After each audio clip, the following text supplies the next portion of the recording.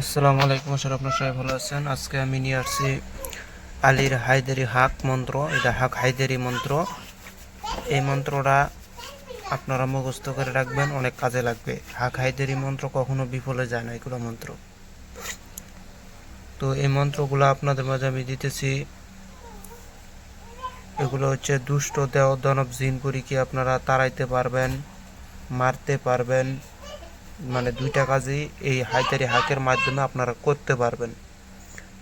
এই হায়দারি হাকটা অনেক ডেঞ্জারাস একটা হায়দারি হাক। তো আমি মন্ত্রটা আপনাদেরকে পড়ে শুনাইতেছি এবং অনেকেই আমাকে প্রশ্ন করে যে আমি বলে মন্ত্রের নিয়ম দেই না। দেখেন, এই যেমন এই হাক হায়দারি মন্ত্র, এগুলার কখনোই নিয়ম হবে না। আলীর হায়দারি হাকের মন্ত্র নিয়ম হবে না, শান মন্ত্রের নিয়ম হবে না। তার বলছে এরকম অনেক মন্ত্র আছে যেগুলো মন্ত্রের নিয়ম হবে না। যারা এইসব কবিরাজি লাইনে কাজ করে তারা জানে যে এইসব মন্ত্র কিভাবে প্রয়োগ করতে হয়। যেমন হাক হায়দারি মন্ত্র, এটা হচ্ছে আপনি তেলের মাধ্যমে প্রয়োগ করতে পারবেন, ফুক দিয়েও প্রয়োগ করতে পারবেন, পানি দিয়েও প্রয়োগ করতে পারবেন। এটার কোনো নিয়মের নির্দিষ্ট কোনো নিয়ম নাই।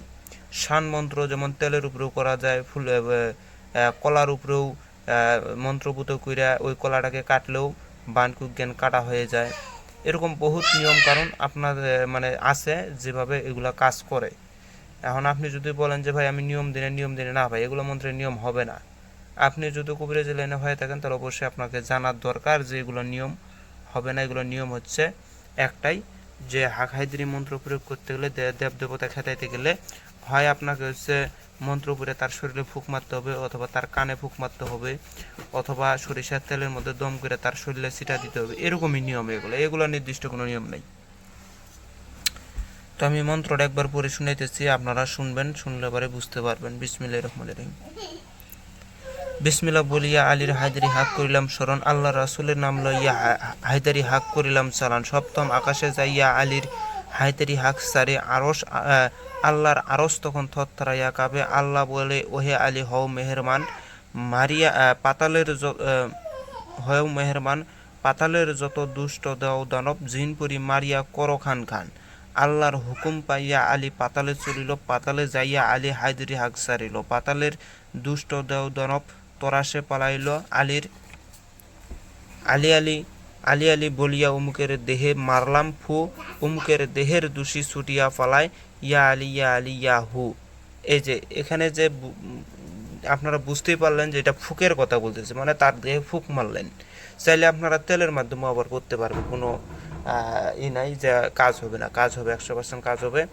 কিন্তু আপনারা মনে রাখবেন যেখানে যে বলছে ইয়া আলী বলিয়া অমুকের দেহে মারলাম ফু, অমুকের দেহের দোষী ছুটিয়া পালাই। ইয়া আলী ইয়া হু, এই হুয়ের সময় আপনার ফুটা বাইর হবে।